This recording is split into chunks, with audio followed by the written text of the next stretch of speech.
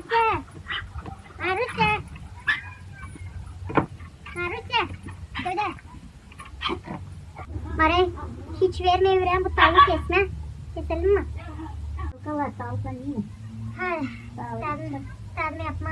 Ben hiç kaçacak bizim bu adam gene geldi sarhoş ama hiç bilmeyeyim. Nasıl yapma şans ona. Hay. Yapma. Yapma bırak açan ayda koyun yapacağım.